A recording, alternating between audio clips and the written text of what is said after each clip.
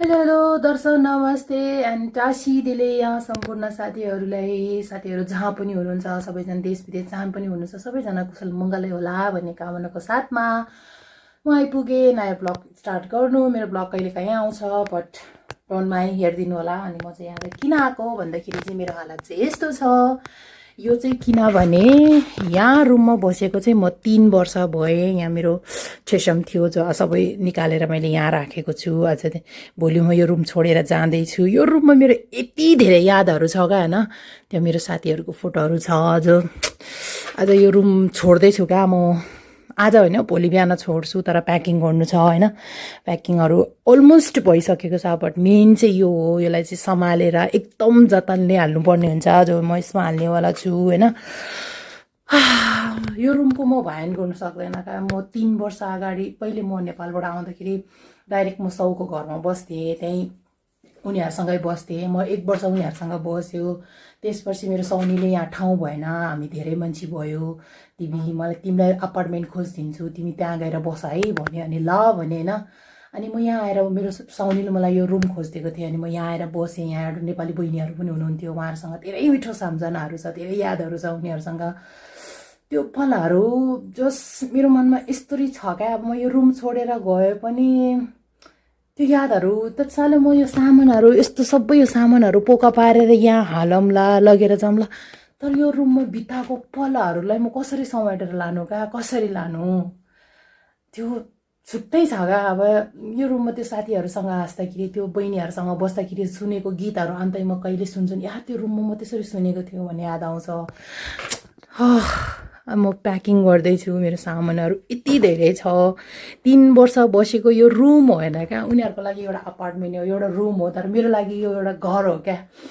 यहाँ सब कुरा थियो क्या मेरो। अब के गर्नु, सबै प्याकिङ गर्नु पर्यो, लानु पर्यो। अनि अन्त साउनीले फेरि यो घर चाहिँ बेचेको छ अरे। जो यो घरको मालिक थियो यो घर बेच्यो अरे होइन। अनि यो बेचेपछि चाहिँ अब हामीलाई चाहिँ अन्तै जाऊ भनेको छ अरे। साउनीले रुम खोजेको छ, रानी तिमी त्यहाँ जाऊ, रुम खोजिदिएको छु त्यहाँ जाऊ ल भनेको छ। अनि त्यही भएर अब यो सामानहरू सबै प्याक गर्ने, यसलाई एकदम सम्हालेर मैले प्याकिङ गर्नुपर्ने हुन्छ। अनि त्यसपछि म सुर्केसमा छुट्टै हाल्छु यति सामान चाहिँ। अनि बाँकी त्यो रह्यो क्याबिनेटमा चाहिँ लुगा बाँकी छ। किचनको सामान अलमोस्ट प्याक भइसक्यो। नसोध्नु न हो, सम्झना यति छ यो रुममा। यो रुम विदेशमा आएर यो अपार्टमेन्ट मेरो लागि रुम होइन कि एउटा घर हो कि घर। ओ माई गॉड, रुम कि हाँसु भइरहेछ। सामानहरू हेरेर प्याकिङ गरेर जानुपर्ने यति मायाले सजाएको थियो मैले यिनीहरू। हेर न अहिले भत्ताभुङ्गा निकालेर यस्तो जग्गा। बस अलमोस्ट प्याकिङ सकिनु लाग्यो। यताको सकेँ। अब हल्का यता नि प्याकिङ सक्यो। अब यो बक्सामा टेप लगाएर यो प्याकिङ गर्छु सिर्फ। अब बाँकी छ मेरो लुगा बाँकी छ बस। त्यसपछि त आजको प्याकिङ पनि सकिन्छ। भोलि फेरि यहाँबाट त्यहाँ लगिन्छ। त्यसपछि निकालेर फेरि थान्नुपर्छ त्यहाँको रुम कत्रो छ त्यो थाहा छैन मलाई। But almost all be done. मेरो सामान यति 3 वर्षको सामान यति भएछ। यो नि हो। यो रुम चाहिँ अब खाली भइसक्यो। अब आजको बसाइ कता हुन्छ थाहा छैन। हेरौँला अब के हुन्छ। मेरो सामान चाहिँ यति हो।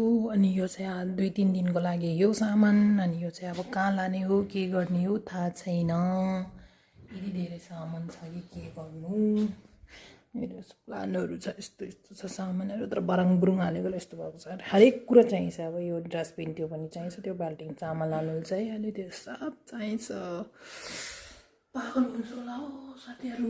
कहिले हुने होला, कहिले सकिने होला, कहिले मुभ गरेर सकिने होला, कहिले आफ्नो अपार्टमेन्टमा पुगेर सामानहरू सेट गरेर भ्याउने होला मैले।